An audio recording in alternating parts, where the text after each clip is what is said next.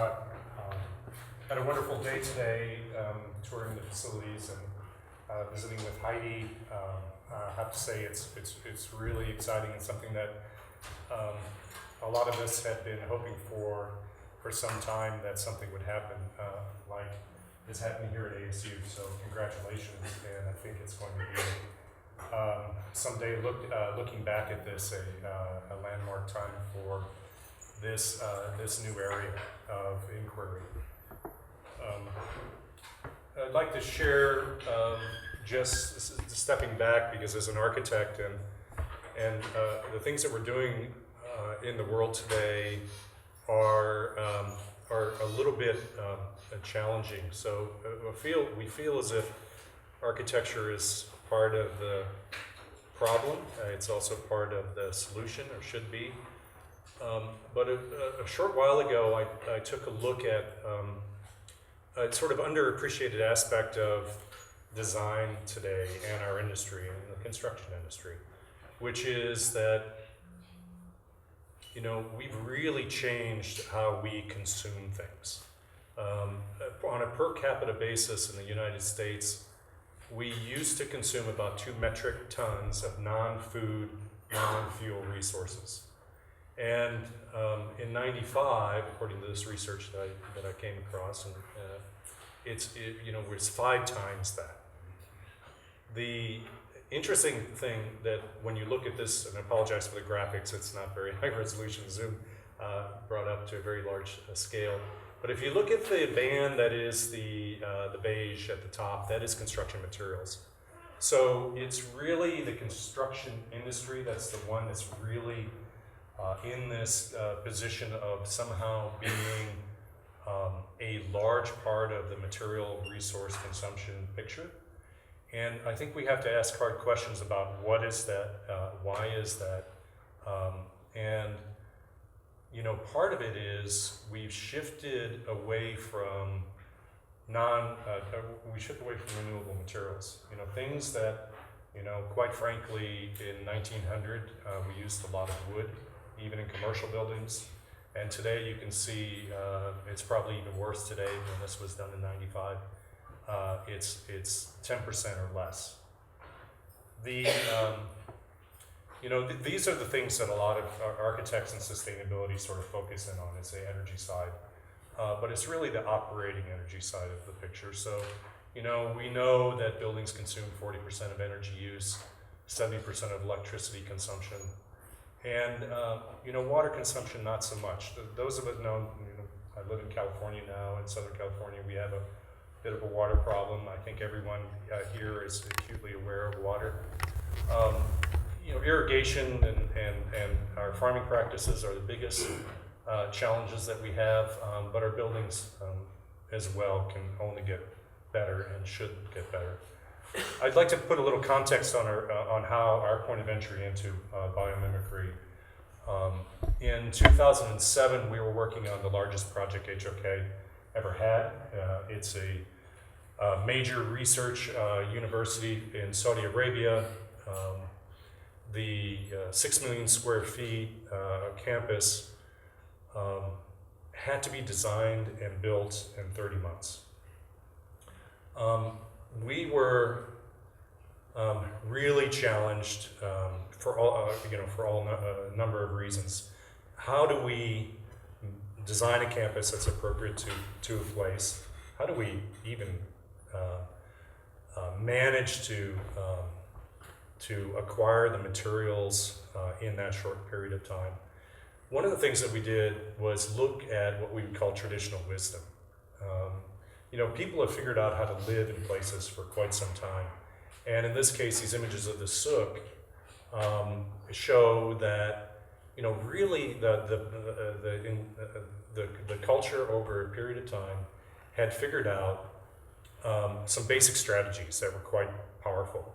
So this sort of dappled light condition creates a sort of mini thermals, creating ventilation. What we came to learn through analysis is that if air is moving and you're in the shade, you're relatively comfortable. You know that here in the desert.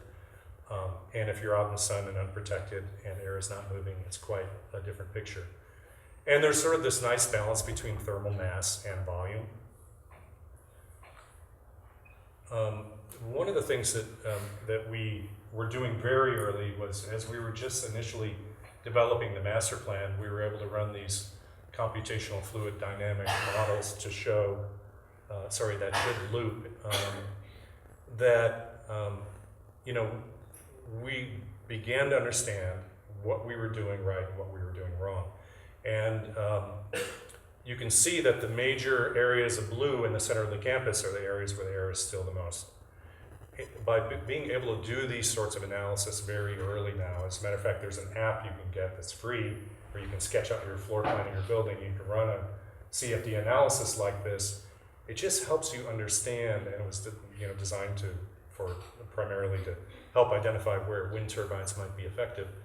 It's so amazing that this sort of technology is available to us and that we can use it earlier and earlier in the design process. So we were able at the very early stages to understand how we needed to break these buildings up to create areas where wind will move through and develop these buildings over a relatively short period of time. When this project was finished, it was the largest LEED Platinum project in the world. And I think we were somewhat proud of what we managed to do, but at the same time, the nagging question of resources and how we are, if we're able to produce buildings in such a short period of time and use all the best practices available to us, what would the next level of sustainable design look like?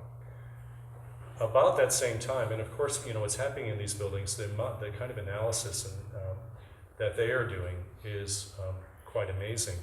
And I still feel as if our profession has some catching up to do.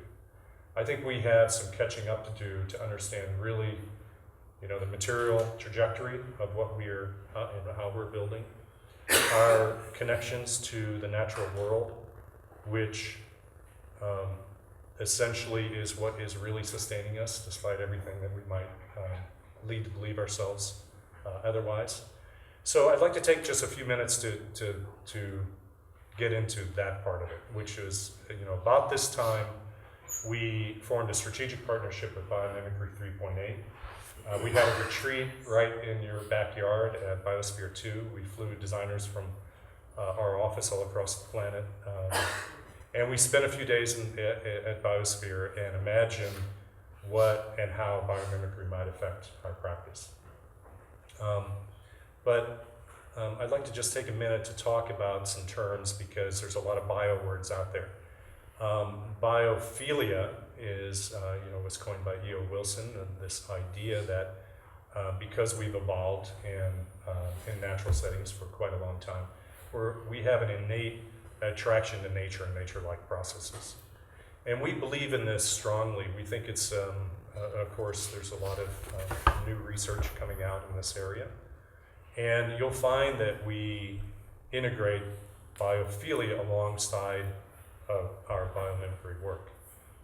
Biomorphism is, we think, somewhat useful, and it can draw connections to nature. Of course, there's been Gaudi's work, and there's been a long, rich tradition of using biomorphism in buildings. This is a great recent example of the bird's nest. But you can see a series of regular trusses in this structure. And these regular trusses are really what's doing the work, and the rest of that steel is ornamental.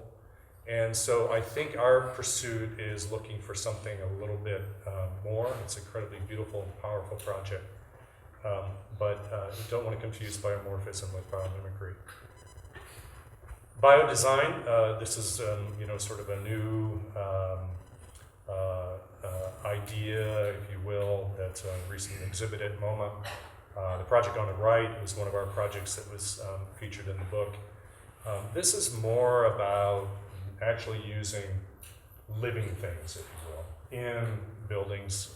At that time, or actually before the book was published, a group of our young designers out of our DC office entered a Metropolis Next competition, and they imagined the reuse of this building, which is an old GSA federal building in Los Angeles, as a net zero building, and how can you get to net zero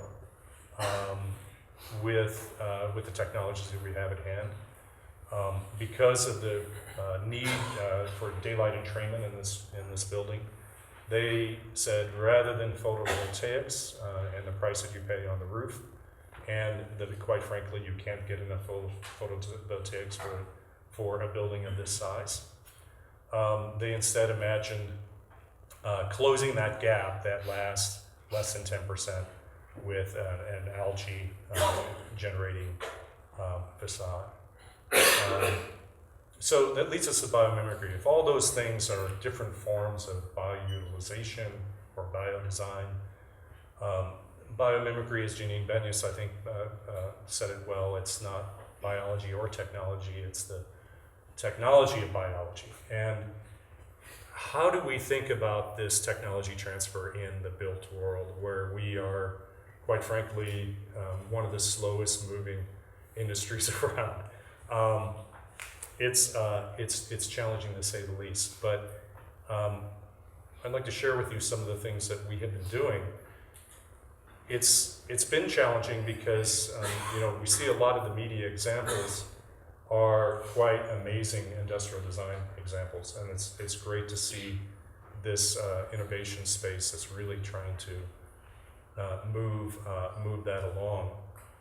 We, in the built world, have a whole host of challenges, but what Janine Benyus sort of brought to us was, how can we create buildings, cities, the generous cities? Title of this talk is really came from her and her challenge. How can we match the same level of ecosystem services as the native place? And if we could do that, that would be a true level of sustainability. So when we, landed here back in 2008 for our retreat, it was November 1st, about 2 weeks after the crash on Wall Street. Quite frankly, we weren't quite sure if we had jobs when we went back to our offices. And it was a very interesting time for us. We think that over this period of time, over this period of the Great Recession, we've had a chance to explore this territory, and a lot of projects were overseas and other places. But this notion of really trying to quantify ecosystem services and establish what's called an ecological performance standard in our projects is really, really exciting. All of these things that we get for free. There was just a conference in Stanford earlier this week on natural capital, and there's a lot of really interesting work in this area happening currently. The question for us is, what can our buildings and our cities do to actually try to meet that pretty high aspirational goal? So I'd like to share a few things at the planning level, building level, where we've explored that territory. At the urban scale, as a matter of fact, some of the first projects were large planning projects. This is Lavasa, India, and the images that you see on the right are the same valley over the course of 1 year. So during the monsoon, there's 9 meters of water that falls, and then there's a period of drought. So